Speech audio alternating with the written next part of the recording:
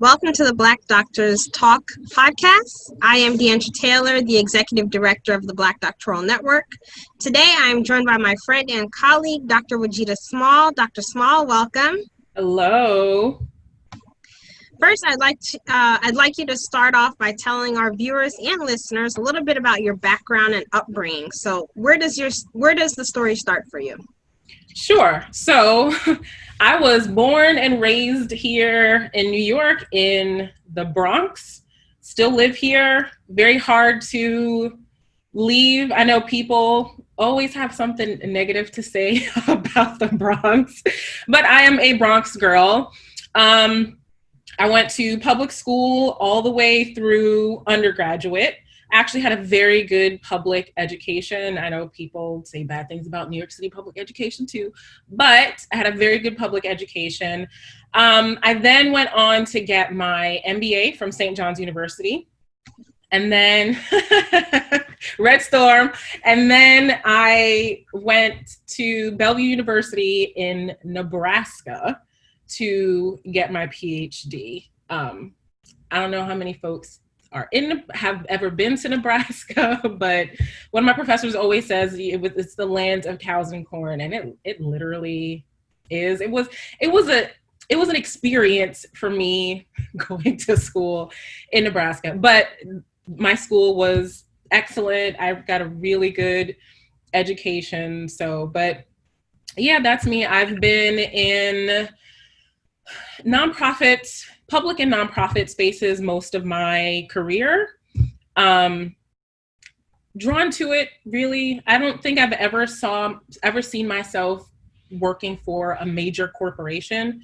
I've always been very values driven, so I've always just been drawn to spaces where they had like really core values that kind of focused on something larger than, their bottom line. That's the gist, I guess. Do you want to know more? What else do you want to know? Sure. Tell us a little bit about your background. So what did you study as undergrad and graduate and doctoral student? What were your, majors of interest and research interests? Sure. So before I went to college, I actually wanted to be a doctor. And I had an opportunity to do some really great internships in the medical field. And then I was just like, oh my God, just way too much school.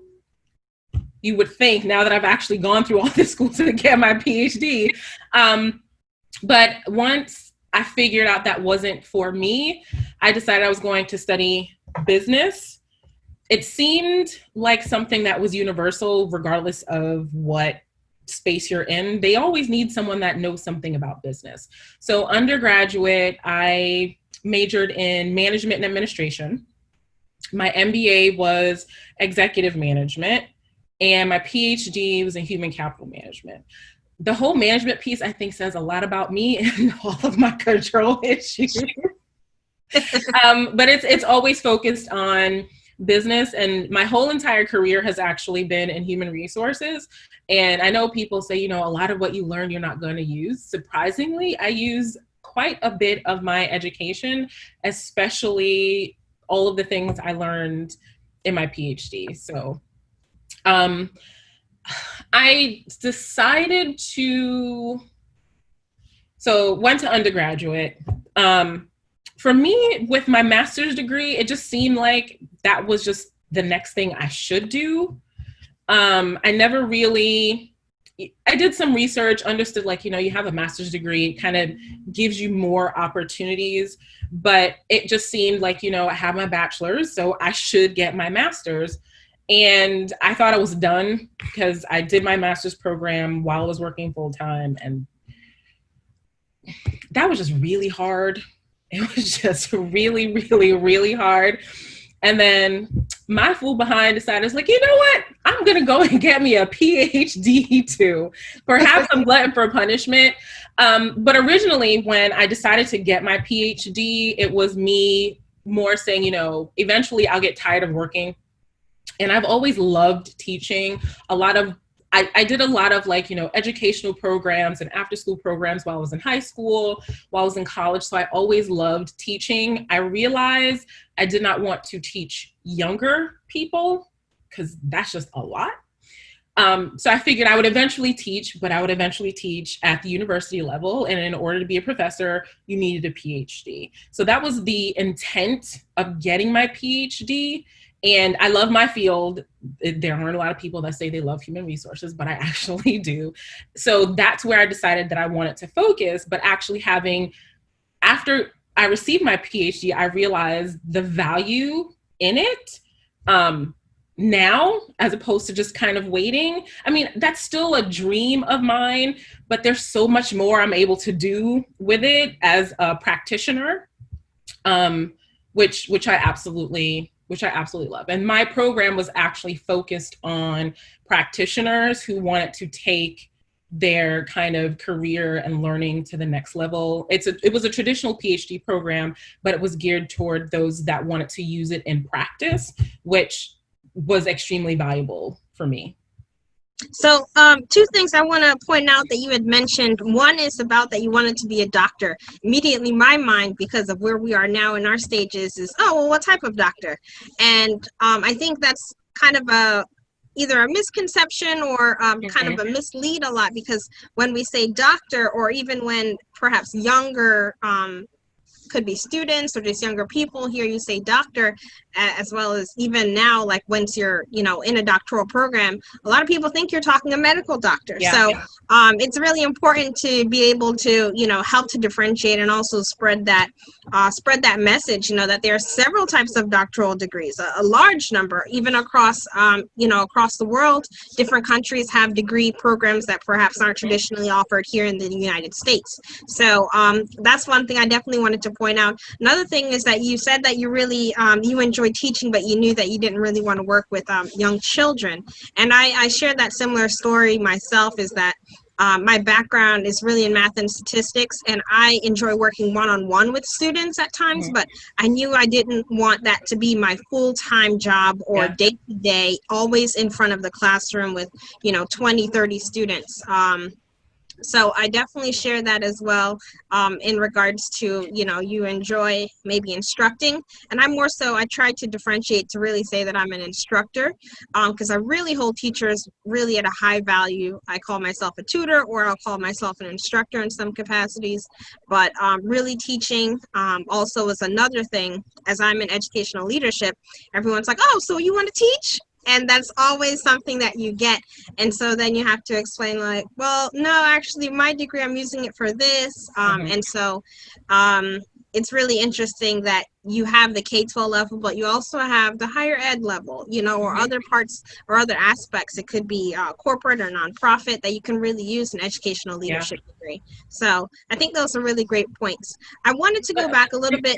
Oh, go ahead. Before you do, though, I do just want to point out that my appreciation for all of the other doctors actually came from the Black Doctoral Network. When I went to my first conference and I saw all of the different type of doctors, I was just like, okay, like, I'm going to be a doctor too. And I think still sometimes to the point that I literally just said I wanted to be a doctor and didn't differentiate it or give appreciation to the other doctors. That's still a switch, but it definitely gave me a very different appreciation of all of the various doctors. And it's important that you mention that too, because when I tell younger people that I am a doctor and they're like, oh, but like, what do you fix? And I'm just like, well, I'm not a medical doctor. I'm a different type of doctor. And I get to explain it to them, which is actually kind of awesome for me. I get to explain it to them and then they're kind of like, oh, and it's like they get it. And they now have an appreciation that there are other doctors beyond just the medical doctor who fixes sick people. So just wanted to point that I actually got that appreciation from BDN. Well, glad to hear. And I think I share something similar as well, and kind of building the network and having to put in like what type of degree have you attained or do you aspire to attain. I was like, oh, I didn't realize there were all these. And I was like, oh, wait, a dentist is a doctor too. And so even though I think in like my early to mid 20s, it was something that you're still learning because you haven't really fully understood the range of doctoral degrees. Mm-hmm. So I think that's really important to note. And from that day, I kind of give a lot of respect to lawyers and dentists. And I was like, Mm-hmm. wait, so we're all doctors. Okay. Mm-hmm. Yep. So I think that's really great. Going back to your story, a little bit of your origin story, you talked a lot about being in the field of management and leadership. So coming from high school and transitioning into college, because it seems like your path was always within management, what piqued your interest in that field? A few things. I think so. When I think about I'll go backward. So I'll start with my PhD and why I specifically focused on, because my research specifically focused on leadership and women of color. And I literally took a class on leadership, not really understanding, because for me, when I thought about leader, it was always someone that was in a position of authority. Like that had always been my, wait, I want to make sure I didn't lose you. We're good.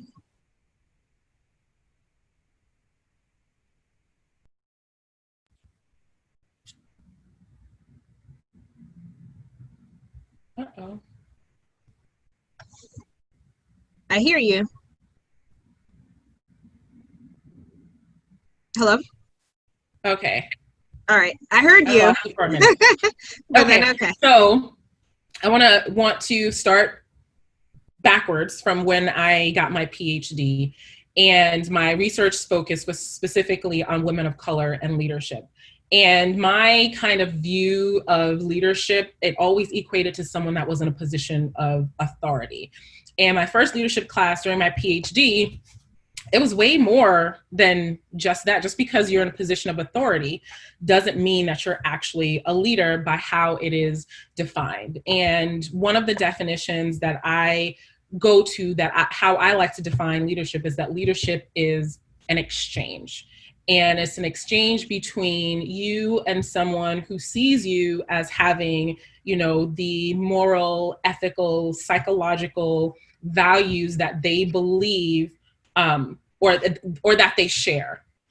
So I was really just drawn to the concept of leadership. And as I went through that learning process, I realized that I had actually been in a lot of different leadership positions. At the same time, I've always been a Black woman. And when people think of leadership, they don't think of Black women. They always think of, a white man. And when you think about corporate America, or even just like nonprofits, a lot of organizations, those that are in positions of authority, higher positions within that organization, they're generally white men or white women. So even though I was in a position to where people saw me as a leader, I don't think I ever saw myself as a leader, because that's not what I saw. There really wasn't a lot of representation. Like I knew we existed, but I had never really seen any of us in positions that I could say, you know what, I want to aspire to be in a position like this, or, just not necessarily be that person, but be a leader. I never really saw a leader that looked like me, at least how I used to define what leadership was. And when I went through that process and started to think about it, it's kind of like, well, I know so many people that look like me, so many women that are leaders. And that's kind of really where it kind of pushed me into that space to really want to, well, one, do my whole dissertation about it, and just kind of put myself in a position to help other young women and men see and know that we are leaders too. And we're leaders across the board, whether it's in organizations, in communities, in schools, whatever, and to really kind of change the mindset of what that actually is. And I think in doing that, it gets them, it helps them believe that they can actually be that too, that people can actually look to them in those roles, whether it's seeking advice, guidance, just again, someone that shares their values, that they can look to just as an example, because there weren't very many examples. And what we learned the difference between leadership and management. And I realized I've had a lot of managers that, didn't look like me. And were some managers that actually were, but to really be able to be in a space where you can share and help people grow, and that really be your goal as a person. To me, that's what leadership was. That's something that I had thought I had been doing, but again, never saw myself as a leader because I didn't look like what most people see as leaders. Right, absolutely. I hear you definitely with that. I know for me, I've had some different leadership trainings over the years, but actually one that stands out to me the most in some of what you said of you didn't see yourself as a leader, you didn't recognize that about yourself. I too kind of had that, had something very similar of an experience. Last year running at the University of Delaware, where I'm a doctoral student, I assistant running a program called the Teachers of Tomorrow program, which is helping high school students transition into college, but particular within the teacher education field. So within that program, we run a leadership workshop, and my colleague, Mr. Imani Powell, he leads the leadership workshop, and there was just so many gems about the book that we read, I believe John Maxwell's book, and there was just so much that I learned.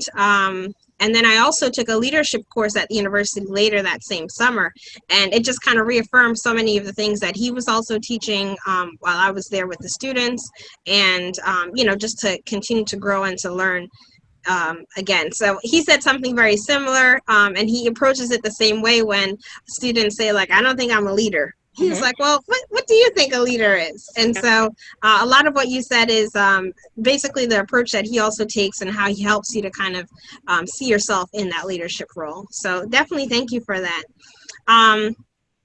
Transitioning into some of what you were kind of giving us a little tidbit on, but you have a new book coming out that's currently in pre-sale, correct?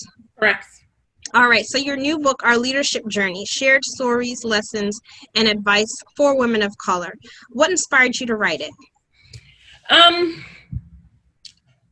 So many women, so many young women that I've had the opportunity to mentor, to sponsor, so it's the foundation of the book is my research. And my research focus, like I said, on women of color and leadership, specifically the self-limiting factors that prevent us from emerging as leaders. So when you think about just our experiences in general and being in predominantly white spaces, the environments are not supportive for the most part of our emergence as leaders. We have to, worry about things like stereotype threat, and just the things that kind of, and again, the people not seeing us as leaders, not looking to us as someone that they could, tap into, that has the resources or the knowledge or connections that can help organizations grow. And that's kind of what happens in general. Those are the environmental factors, the external factors. And what my research focused on, or wanted to focus on, is really looking at the internal factors. What impacts us on making the decision? So, let's just say you have a supportive work environment, you have, supportive family, you are primed to just move up. You're primed to grow. And, the person says, here's this opportunity. And you're like, nah, I'll pass.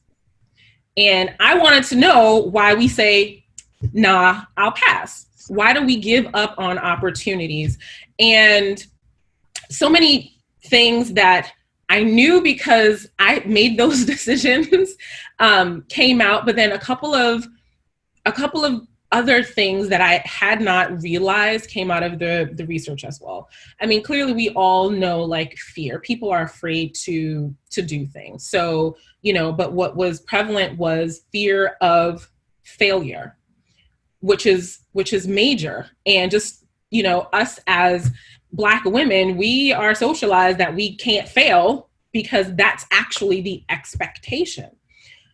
The other part of it is the fear of actually being successful, because in being successful, there's that extra eye on us, which makes us extra vulnerable. And God forbid anyone saw us other than being an actual human being, right?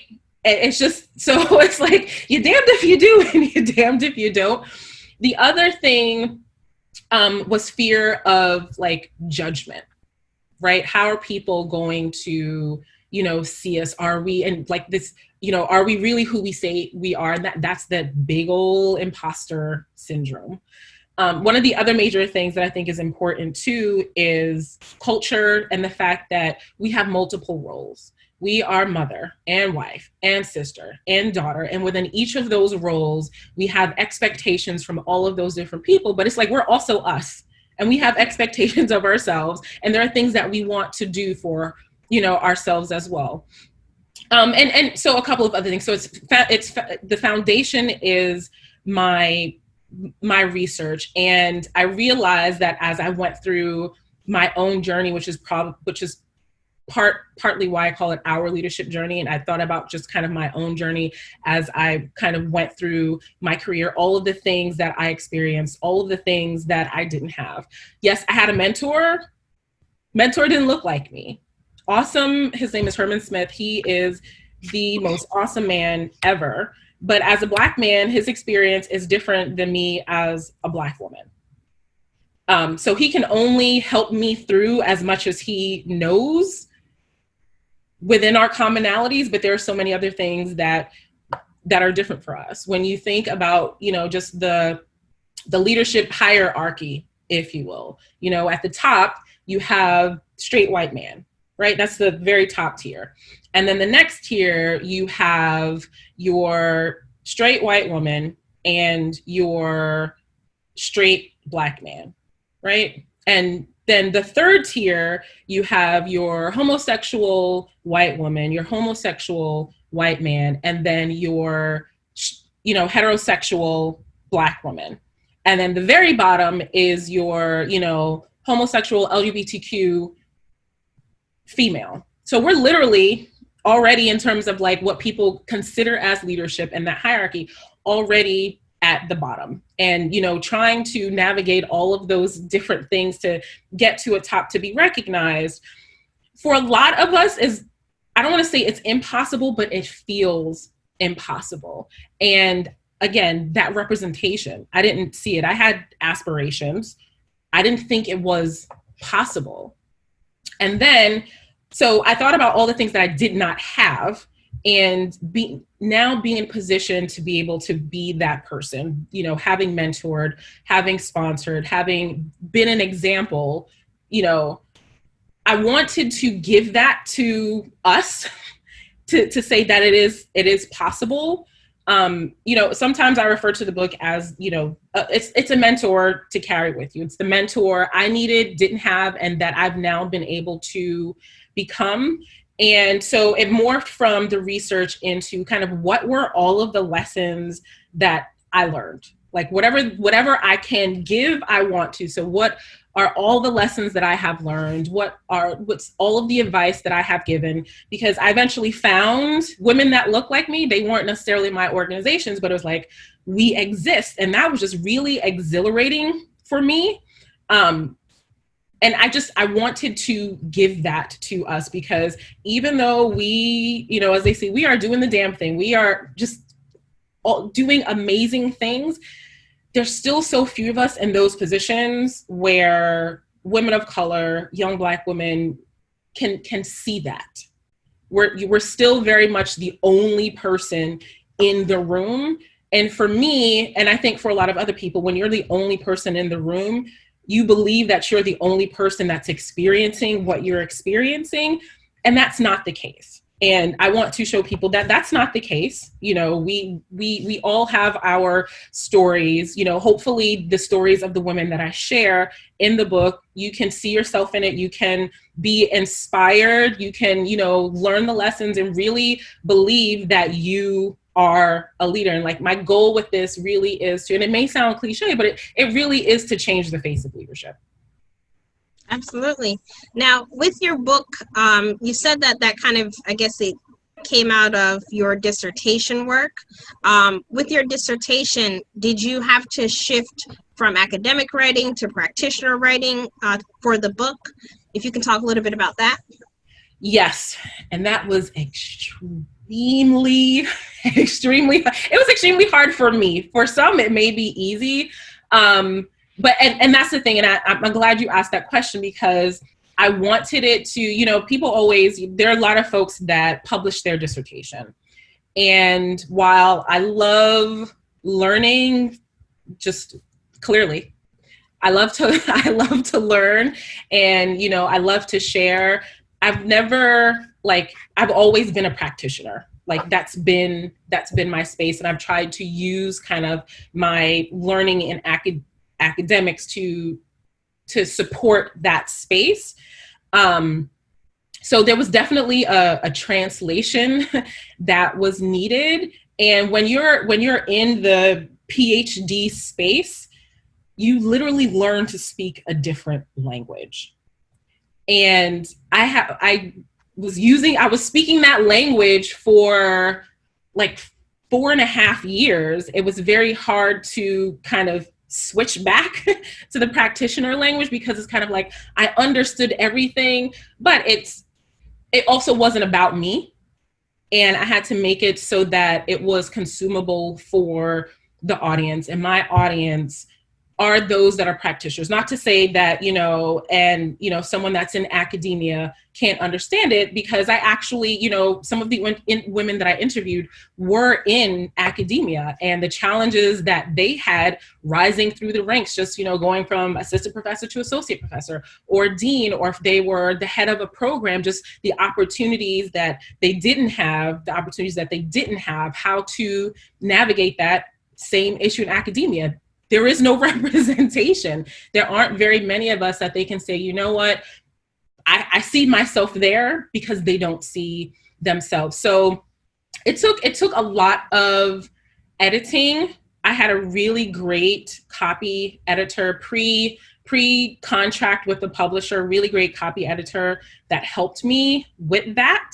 But it was definitely, it was a challenge to really kind of change that, but it was worth the heartache and pain that I went through to really make it so that it fit all audiences. And that was my goal, because whether you're in academia, whether you work for a Fortune 500 company, whether you work for a nonprofit organization, we face a lot of the same things, and it's relevant to all of us. And I believe it can help all of us. So I wanted to make sure that it was consumable by everyone it was meant to help.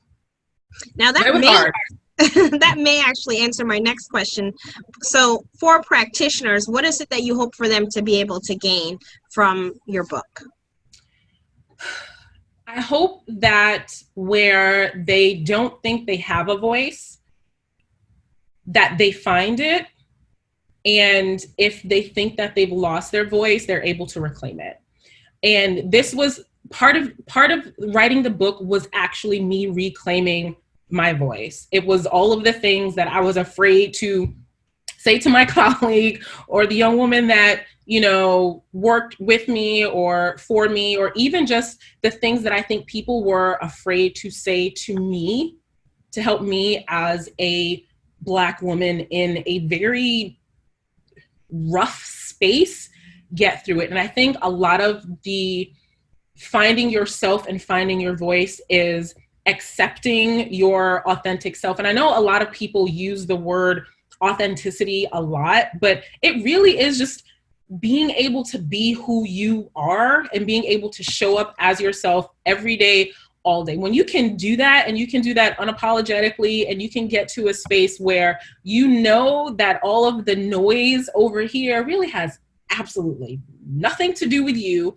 and you are confident in your skin, you are confident, with your voice, it brings you a sense of peace. There really is this really deep sigh of relief, because for me, it was just all like this all the time, just tense and just worried about everything.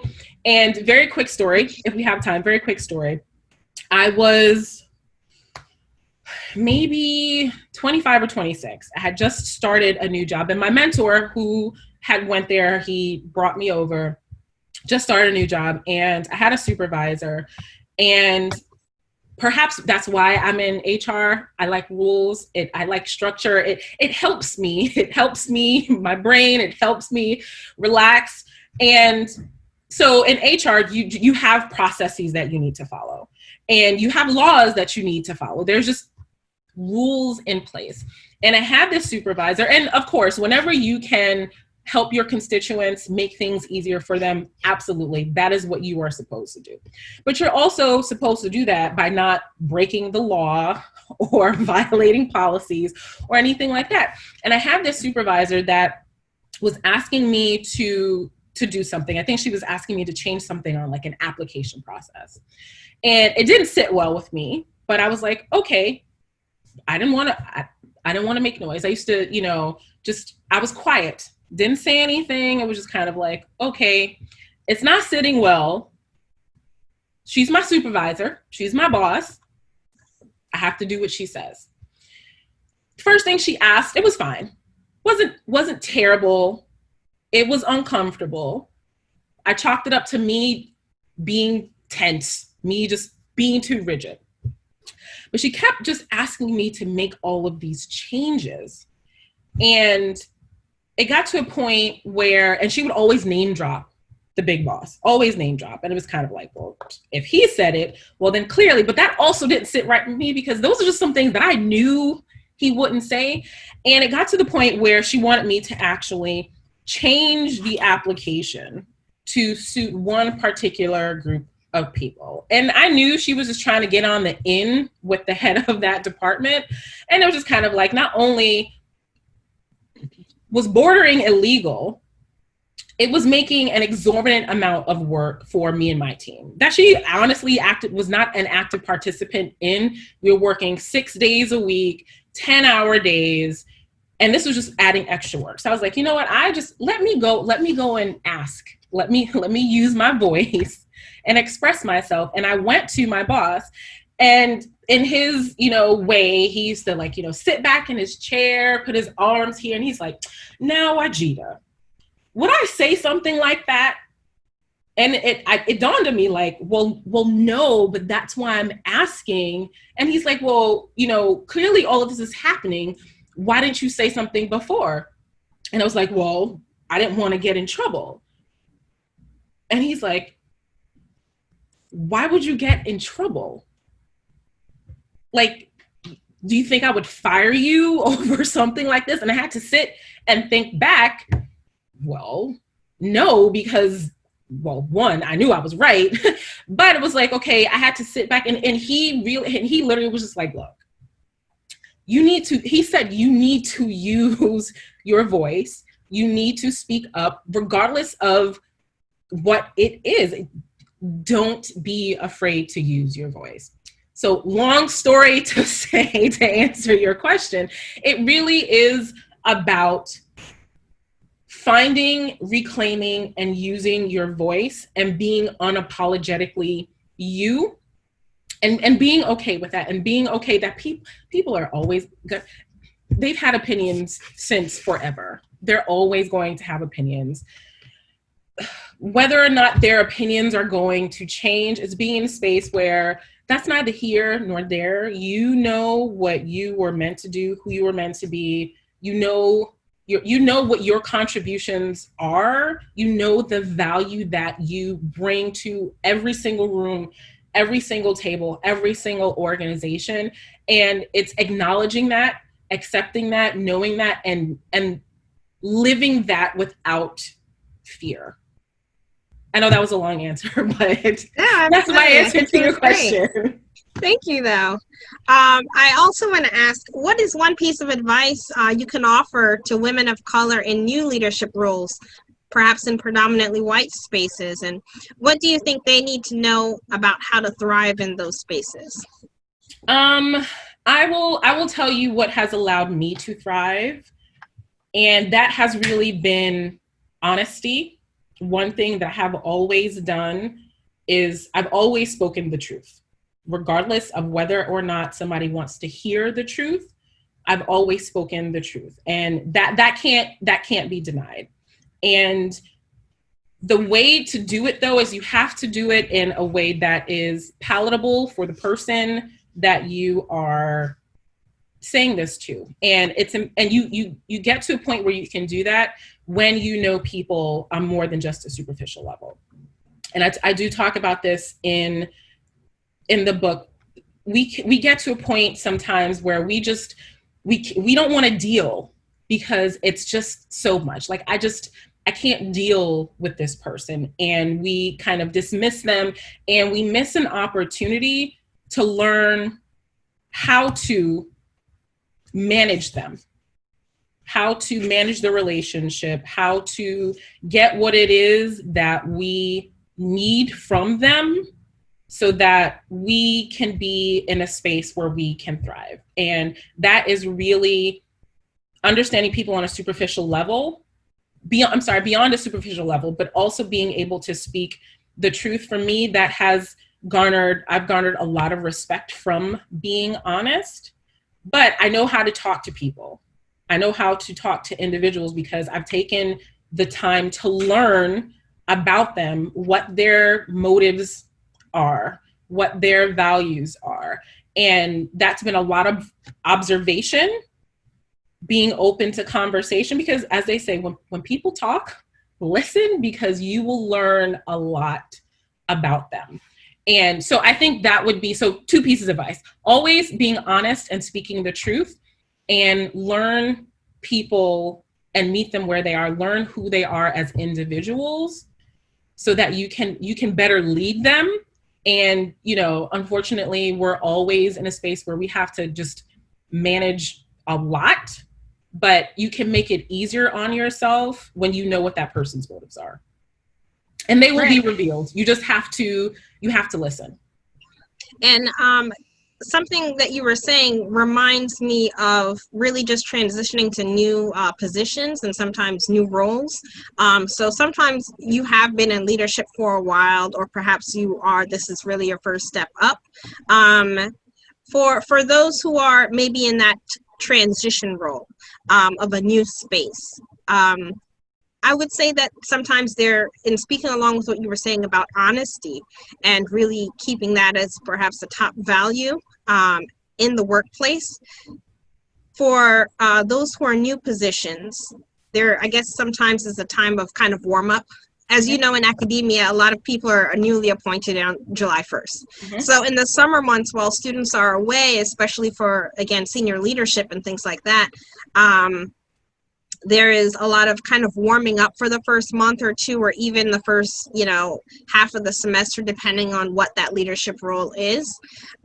So for even those positions, let's say women of color who are, new in those positions, of kind of having that warm up time, you don't necessarily want to come in guns blazing and implementing change and you haven't really fully understood the organizational culture.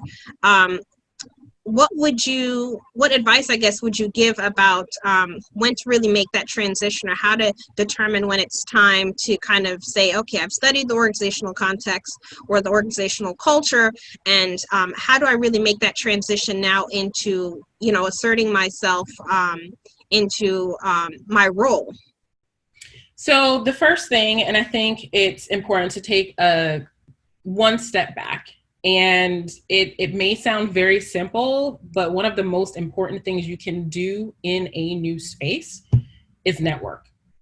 And when you get to know everybody, just because it's in building those relationships that you learn more about the organization. You learn about where some of your challenges are. You learn about who are the biggest detractors in the organization, which I would highly recommend that you create the best relationships with.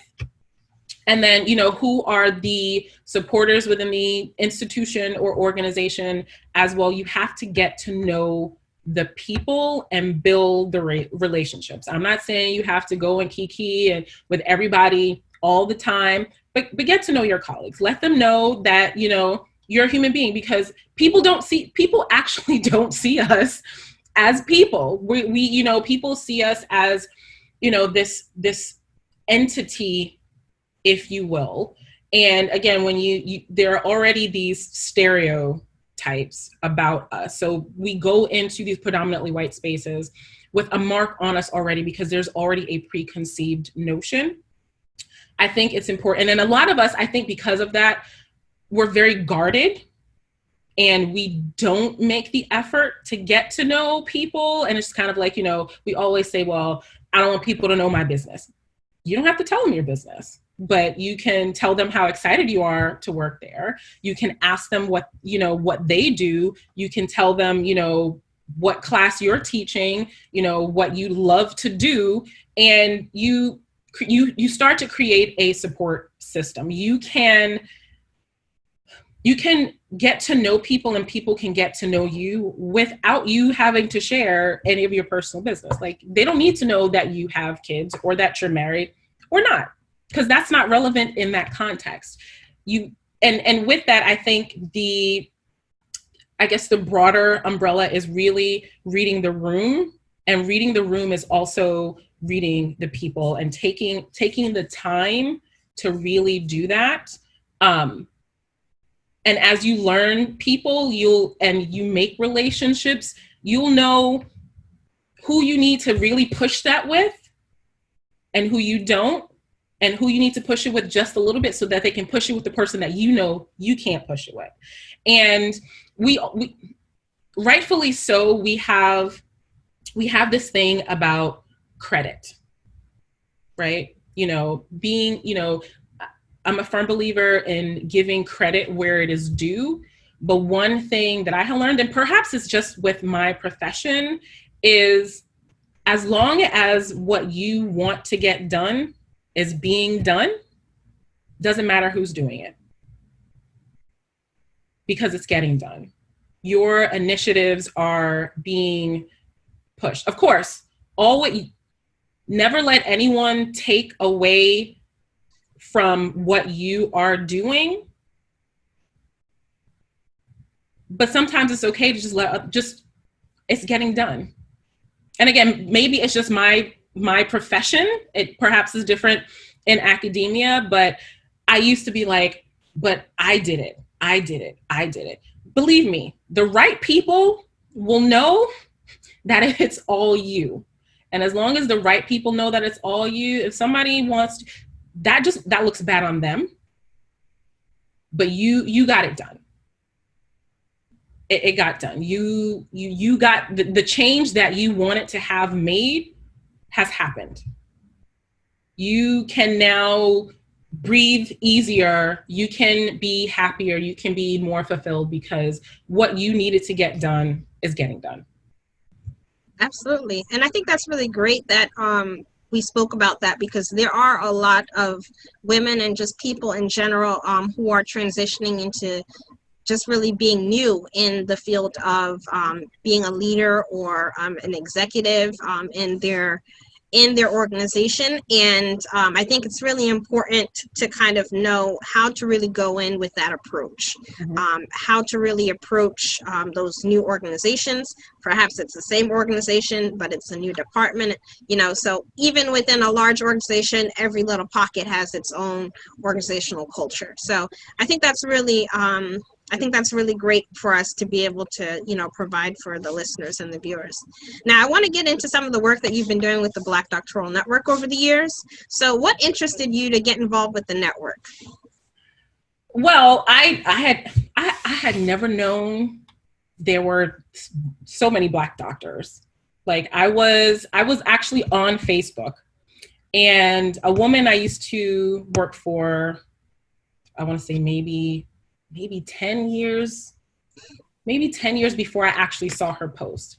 She went to the conference and she posted it and was like, oh, this is excellent. I was like, ooh, what is this Black Doctoral Network thing? And I was just started, actually, no, I think I was maybe a year into my doctoral studies, maybe a year.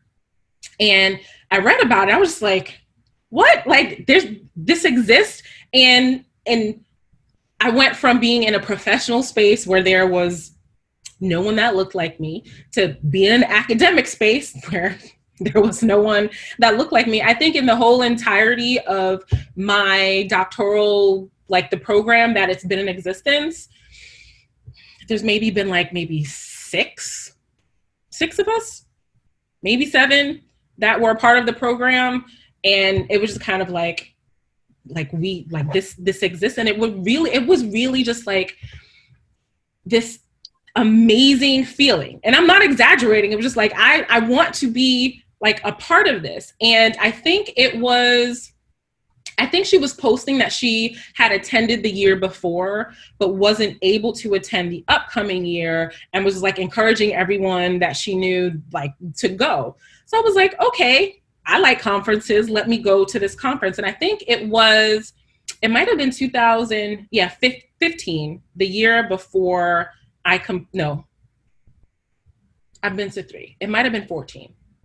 And I went, and I was just, an attendee, and it was just so much Black excellence. It just gave you all the warm and fuzzies. And it was kind of like, okay, I like this space. And then I wanted to go back. And I think by the time the next year happened, which was 2015, I had done like my first research paper. And I had a friend that I was telling about the conference, and like, oh, there's like a call for papers. Like, I don't know, because I was scared, right? And he's just like, no, you should do it. You're going to be like Dr. Walk.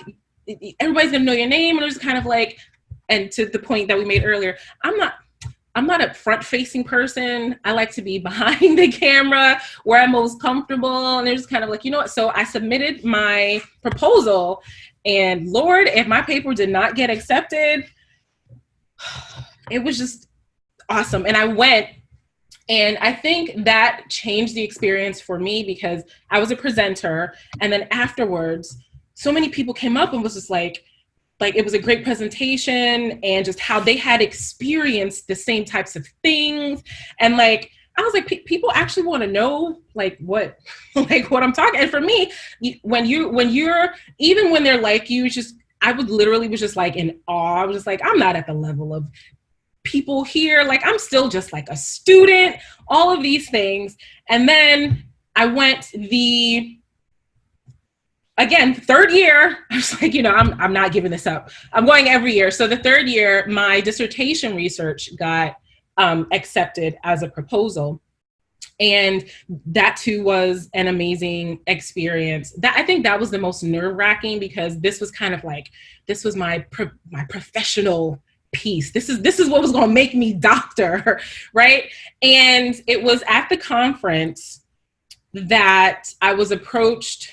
I think that was like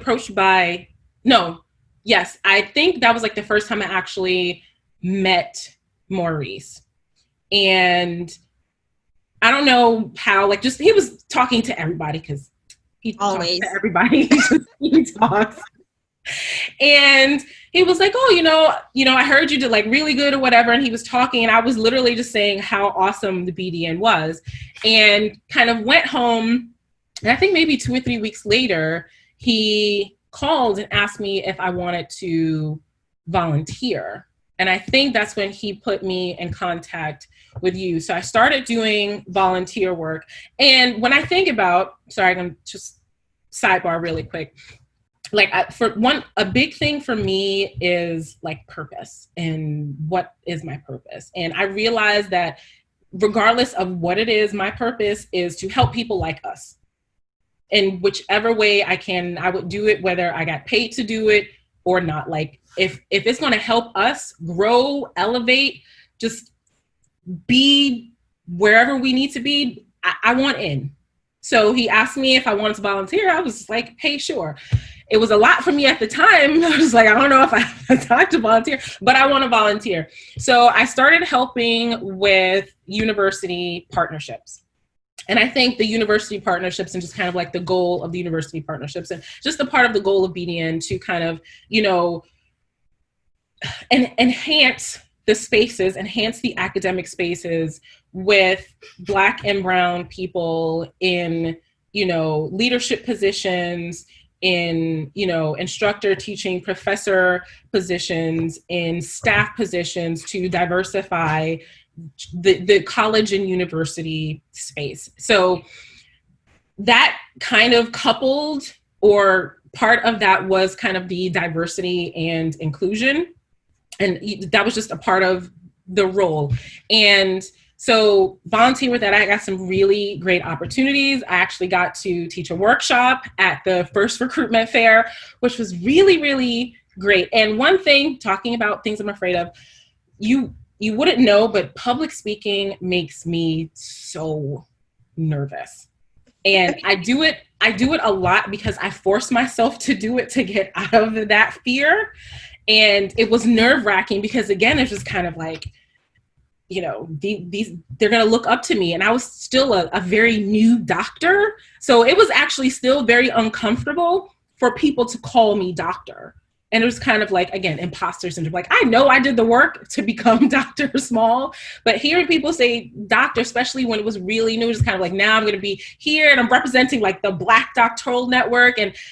But it was just an amazing experience. I got to do some work with some partners like HERC, and then like BDN has started to evolve into just, it was amazing in general, but like just all of the things that we're doing and like I see us doing, it's just, it's hard to not want to be a part of it. But BDN has really, like, again, like I told you, being a part of BDN helped with the mind shift and really seeing the different doctors and the values that we bring into all of the different spaces. And just like doctors in like physics, I've never seen a Black physicist except for like Neil deGrasse Tyson, but like it is kind of like, you know, he can't be the only one, and he's not. And it's like, there are women that are physicists, doctors. And again, to your point, like lawyers and therapists and educators, and it was just this community, like, it's just the only word I can use is amazing. And I absolutely love whatever I can do, that we're starting to do, that I can participate in, like all of the partners, and I think what's most valuable to me is I get to see the changes that BDN is making, like across the globe. I know that was a long-winded answer, but. No, I'm very happy to have you on the team and to be a part of it all. And speaking about your work as the Director of Diversity and Inclusion for BDN, what have you learned in that role that perhaps was a surprising challenge? There are a couple of things. I think the one thing that I think, and maybe it's not, excuse me, maybe, I don't want to say that I'm not surprised, but there's still I think it's getting people away from the superficial understanding of why it's important for us to be in that space, why it's important for us to educate, why it's important for us to be a part of that space. Because regardless of the environment, you learn differently when you're learning from someone that looks like you. I think you take it in more. It's easier for you to understand because there's this language that we speak, and it can be silent, and there's also a level of comfort. And when you're comfortable in a space, your walls come down. And I think just our experiences in the world, we build up these walls to protect ourselves. And, the first institution that I went to was a predominantly white institution. I think the population was like 3% Black. And I think total non-white was 5%. So there was 2% other. And I was literally like the only Black person on my dorm floor. I was the only Black person in all of my classes, and all of my professors were white. And it was just uncomfortable. And I think I did well because I am a high achiever. And that's just kind of me. I always want to do well. I think I could have been better had I been more comfortable in that space. I probably would have stayed at that university if I did see at least one Black professor. There was literally none. And I think that does a disservice to the students. It does a disservice to the institution because it does not allow for, I'll just use the term, a diverse perspective, because we all bring our experiences into all of our spaces, whether it's the classroom, whether it's the workspace, and it is those individual experiences that, in my opinion, makes a difference. It helps people think differently, learn differently. It's not the same. And if you want to grow in any space, you need a difference of opinions. You need a difference of experiences. You need different voices because it'll give you a different perspective. And when you have that, it opens up your brain. So there's a disservice done, I think, to the whole university population, whether it's the student population, the faculty population, when there isn't enough representation in the classroom or in faculty or in leadership, because you miss out on a particular worldview that I think will make the learning experience and the overall experience of being in a higher education space so much more valuable. Absolutely. That kind of actually leads into my next question. So this year's conference theme is leveraging the power of Black excellence. So what does that mean for you in your line of work? And what do you think it will do for corporations or institutions of higher learning? So leveraging the power of Black excellence. So from my experience, I'll talk about my experience first. I think for me, what that means is elevation. And that is elevation of the mind. It is elevation of the experience. It's elevation of learning. It's elevation of conversation. It's elevation of thought process. It's creating something that is, I'll just say it's going from ordinary to extraordinary. And that may sound, a bit kind of full, but I strongly believe that. I think that when you look at the diversity of Black people, just where we live, our experiences, the languages that we speak, all of those things, it literally makes everything better. And again, it's that different perspective. And I'll say it's an opening up, because a lot has been closed to us.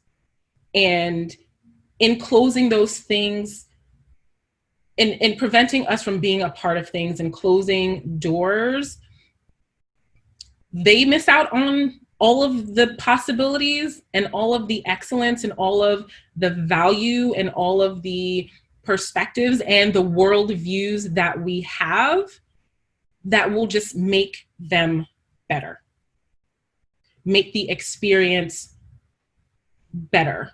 I think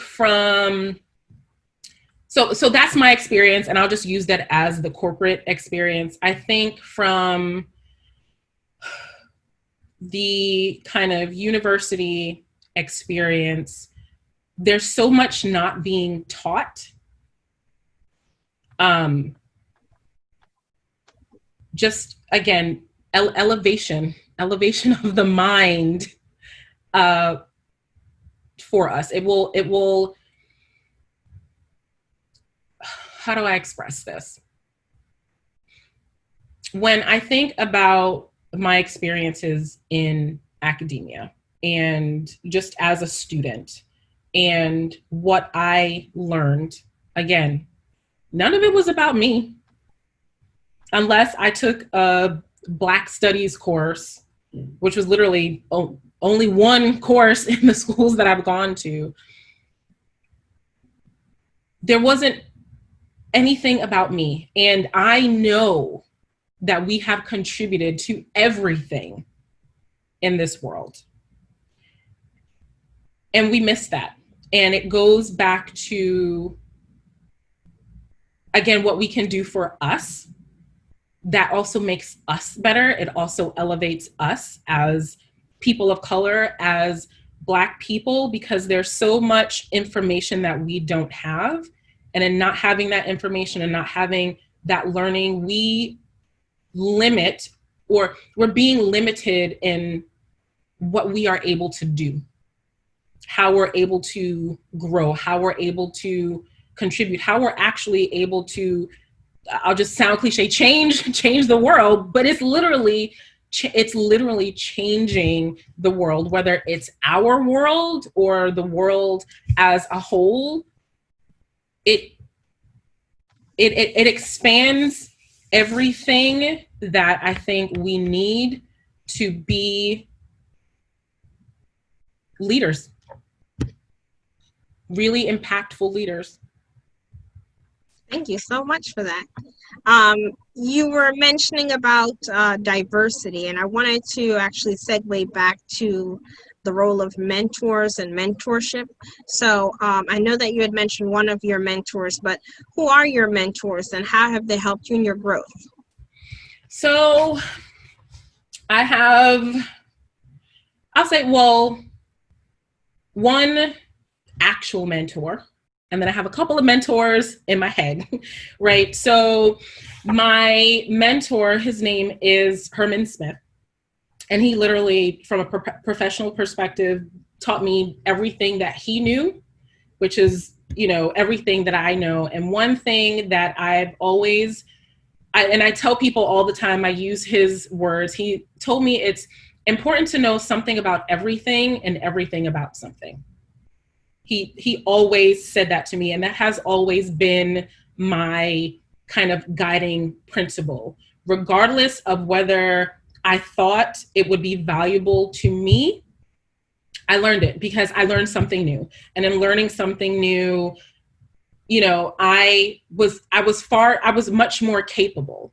And what I learned is that I may not have needed to use it in that moment, but all of those little pieces that I hesitated to care to learn about came up at some point in my life, came up. And what I valued about him as a mentor was the free flow of knowledge. And Lord, if that man did not know how to talk, sometimes it's just kind of like, I only came in here thinking you'd give me an answer that was going to take 5 minutes, but now I've been sitting in your office for like 3 hours. I have work to do. I appreciate the learning, but and I used to take that for granted, but I learned so much in those 2-hour conversations that I literally only went in there for a 5-minute discussion to get an answer to a very simple problem.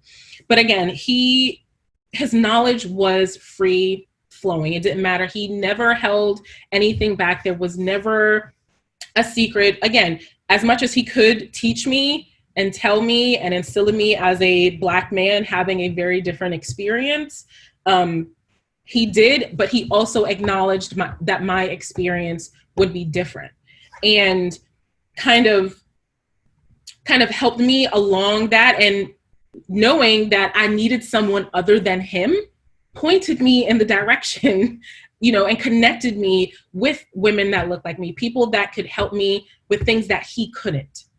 I have a couple of mentors in my head, and it's really those, women that I had the opportunity to meet. And I'm a part of like a lot of just awesome women's group. One is that I absolutely love is the Black Women of Influence.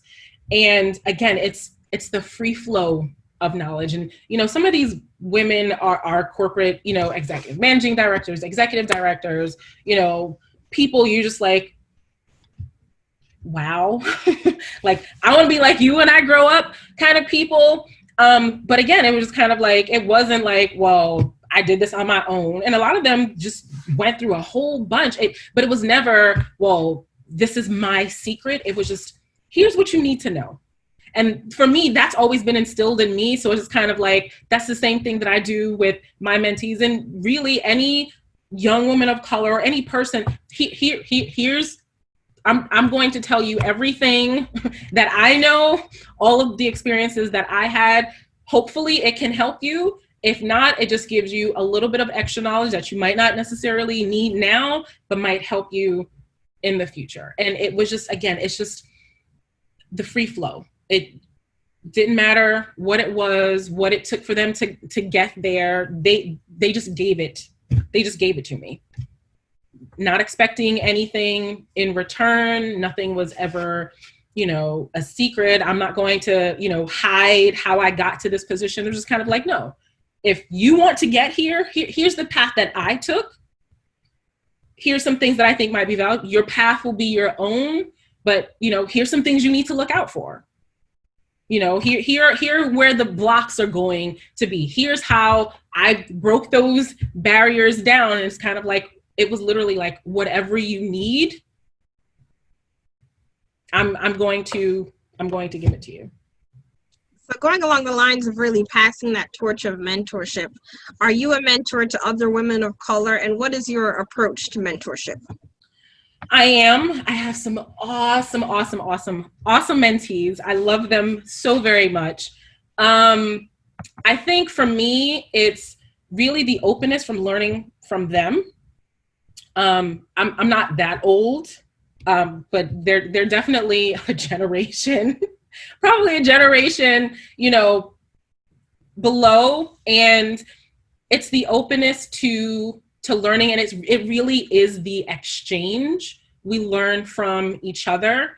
And again, it's instilling in just being honest, being truthful, and being honest all the time. Just integrity comes along with that. And me, it's just my natural self. It's just really, it's real. And I think that's the most important thing. You can have, sometimes it's just kind of like, look, this is what you need to know. Just listen to me kind of thing, because I know, because I'm the authority in this particular area. And then other times it's kind of like, all right, well, let's have a conversation about it. How do you think you can navigate this path? What have you gone through? It really is that exchange. And I've always been honest with them. I've always been real with them, because when you are a mentor to someone, to some extent, they're looking to you as someone that's in a position of a power, in a position of authority. And even being a mentor, you want to make sure you remind them that you are a human being too. And and mentorship is really having that human connection. And for me, with my mentees, it has extended beyond kind of a professional mentor, but also a personal mentor, because there are so many things that we share as women of color, as Black women, as, you know, women being in spaces that aren't necessarily the friendliest to us. So being real for me is like the biggest thing, and being available too. You know, sometimes, you know, when you're available, it helps with building the relationship. And that's the other thing, like even the mentors in my head that I haven't, you know, either formally asked to be my mentor or who said I would love to mentor you, they're always available.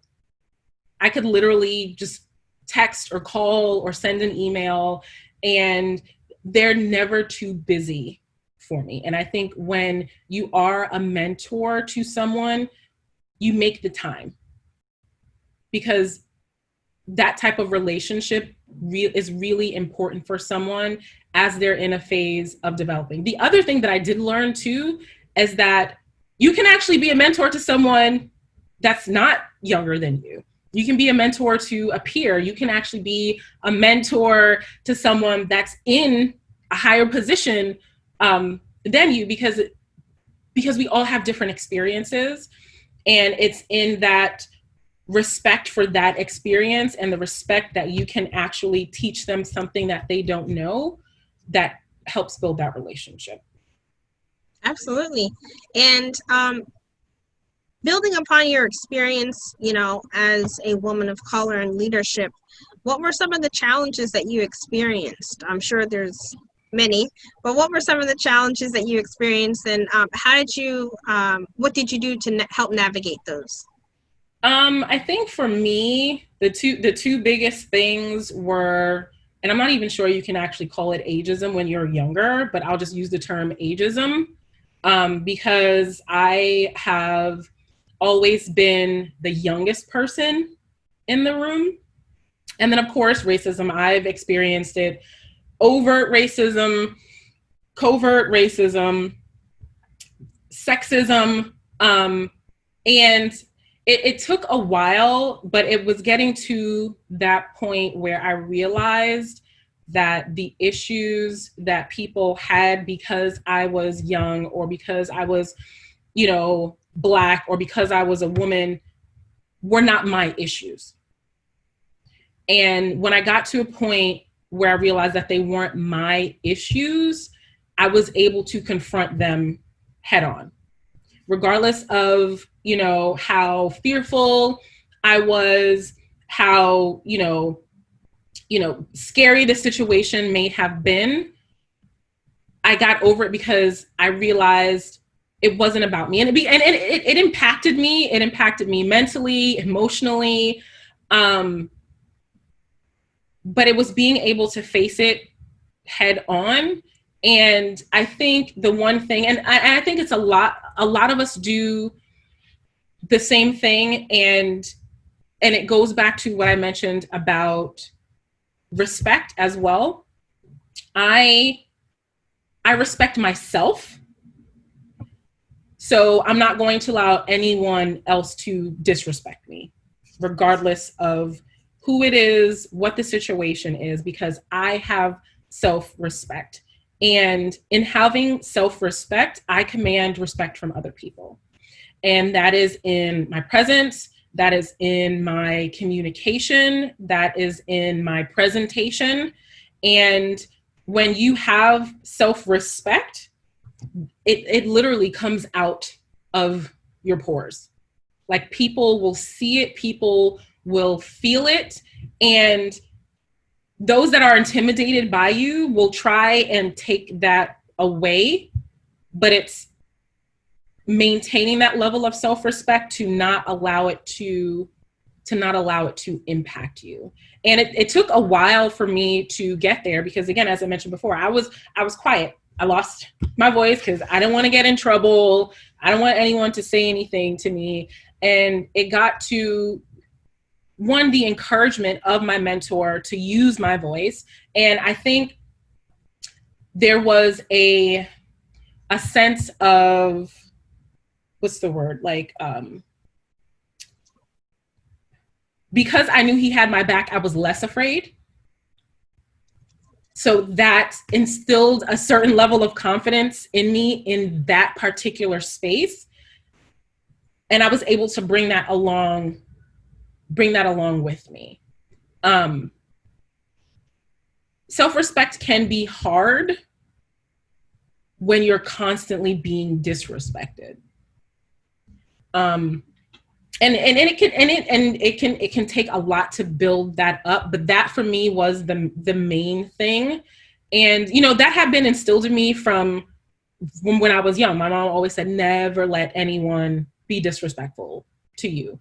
And so before I was able to use my own voice, I'd use the voices of other people. I'd have other people talk on my behalf or anything like, things like that. But I realized my voice was actually more powerful coming from me.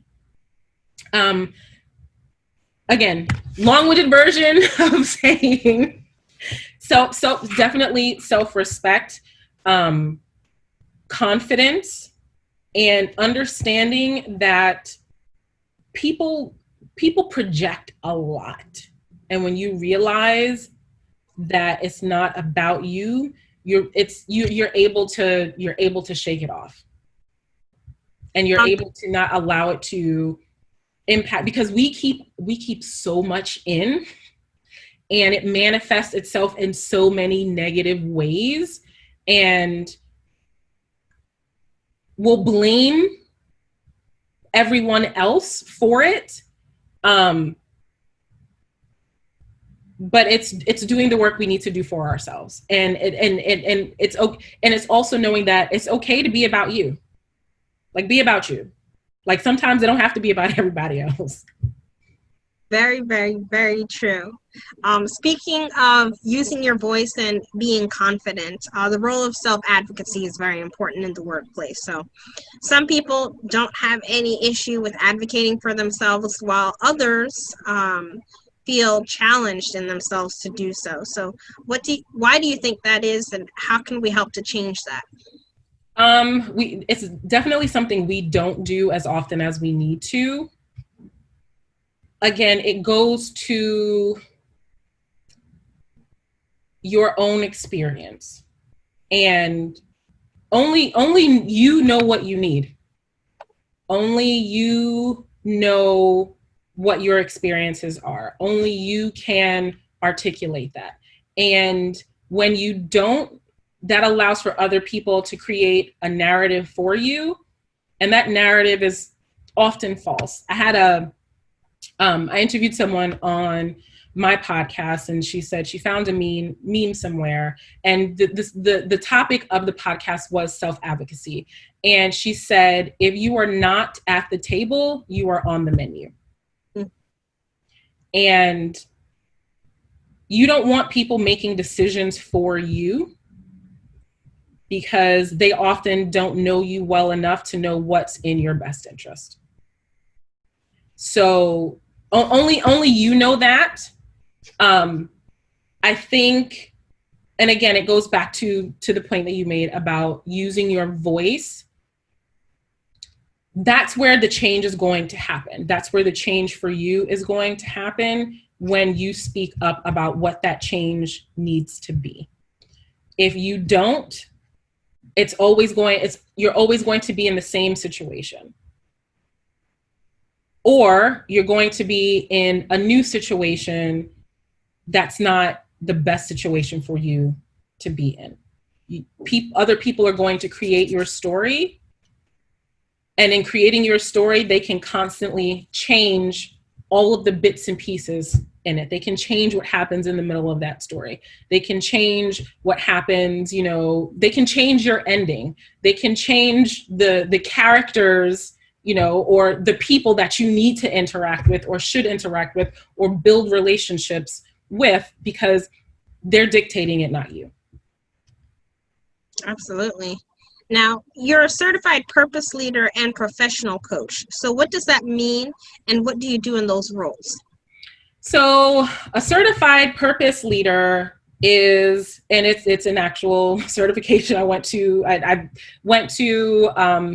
a training for it, and it specifically focuses on the organizational context. And when we think about purpose, a lot of people say, well, I don't know what my purpose is, or I can't find my purpose, or they think that it's something that's not attainable. And the way they described it, the easiest way to describe it is your purpose is that thing that gives you the feels. You do it and it gives you the feels. And that feeling is of joy and happiness and love. And it didn't matter, again, whether you got paid to do it or not. It's what you are called to do. It literally is something that pulls you in. And specifically how it's learned in the context of organizations is that we all have a job to do. And not all the time that job is fulfilling. We do it for whatever reasons that we have, but it's not fulfilling. We don't see it as a purpose. So the training teaches you how to hack your job so that it can be more fulfilling in it.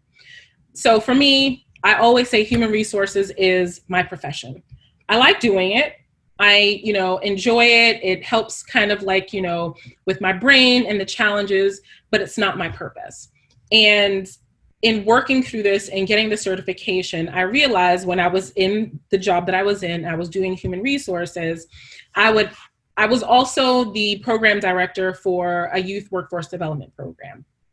And I found myself every chance I got leaving my office on the other side of the campus, going there and sitting in one of the classes, or facilitating an orientation session, or sitting with our health educators, or literally just sitting and greeting the students as they came in, because that gave me the feel. So I was able to hack my job by allowing myself this much time to be in a space that made me happy, that gave me joy, that's something that I really loved to do. So part of being a purpose leader is helping people find purpose where they can't necessarily work in their purpose, if that makes sense. However, for me, I think it's kind of across it. Everything that I realized, everything that I learned can be applied to more than just the area in which I learned it. So for me personally, and the work that I try to do is really help people find their purpose. And I use the concept of hack, whether it's hacking their job or even just hacking their life so that they can be more fulfilled in everything that they do. And making sure people know that it's okay that you can have your profession, like me, because I really like what I do. I don't intend on, not doing it for a very long time, but I can also work in my purpose. I can do things outside of my job, volunteering with the Black Doctoral Network, volunteering with the Black women of influence, where I speak, I've had opportunities to speak with the Black Girl Project. These are all things that give me the feels that's not a part of my day job. So it's understanding what those concepts are, what purpose is, how do you hack your job, and how do you identify the things that are preventing you from living, working, leading in your purpose. As far as career coaching, so I am a certified leadership and executive coach with the career, under the career umbrella, and it is helping people that want to move up into leadership roles and those that are already in executive or leadership roles be better at what it is that they do so that they can better serve the people that they are responsible for. There are folks that, you get promoted, but you've never managed a person in your life. You don't even know how to manage your own emotions, let alone the emotions of the 100 people that are under your purview. You also, and again, when you think about just kind of the women that were part of my research, helping them get past the roadblocks so that they can get to the positions and be in the roles that they were clearly meant to be, because they're doing the work, but they're not in the position that they need to have the acknowledgement, to really make the impact that they know that they can, but for some reason they're making the choice not to. Absolutely.